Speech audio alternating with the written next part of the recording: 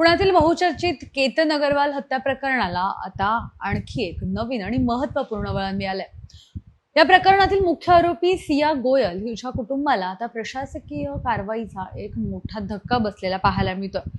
अन्न व औषध प्रशासन म्हणजेच एफडीएने सिया गोयलच्या वडिलांच्या पुण्यातील व्यावसायिक ठिकाणावर थेट कारवाई केली। ही संपूर्ण कारवाई अन्न व औषध प्रशासनाचे आयुक्त तुकाराम मुंडे यांच्या मार्गदर्शनाखाली पार पडली आहे। सिया गोयलचे वडील हे व्यावसायिक असून पुण्याच्या मार्केट यार्ड परिसरात त्यांचे मसाल्याचे एक मोठं दुकान आहे।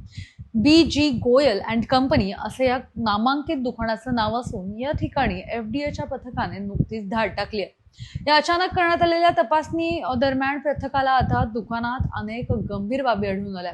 या तपासणी दरम्यान पथकाचे दुकानातून हळद पावडर, तीळ आणि सोयाबीन चंक्सचे नमुने प्रयोगशाळेत तपासणीसाठी ताब्यात घेण्यात आले। या सर्व नमुन्यांची आता प्रयोगशाळेत सखोल रासायनिक आणि अन्न दर्जाची तपासणी केली जाणार आहे। एफडीएने दिलेल्या अधिकृत माहितीनुसार या धाडीमध्ये सुमारे 4000 किलोचं अन्नधान्य आणि मसाल्यांचा साठा जप्त करण्यात आला। या जप्त केलेल्या एकूण मालाची किंमत बाजारपेठेतील किंमत तब्बल 8 लाख रुपये एवढी असल्याचं सुद्धा सांगण्यात येत आहे।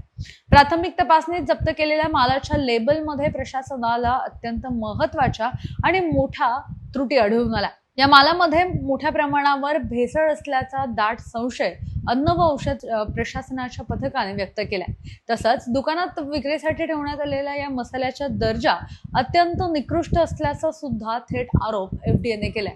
याशिवाय व्यावसायिक नियमांचं मोठ्या प्रमाणावर उल्लंघन झालं असल्याचं सुद्धा या तपासणी दरम्यान समोर आलंय। संस्थेकडे असलेल्या आवश्यक अन्न परवान्यांमध्ये कोणतीही कायदेशीर दुरुस्ती न करता व्यवसाय सुरू ठेवण्यात आला होता आणि त्यामुळेच अन्न सुरक्षा मानक कायद्यांच्या विविध तरतुदींचं या ठिकाणी सर्रासपणे उल्लंघन केलं जात असल्याचं सुद्धा स्पष्ट झालंय।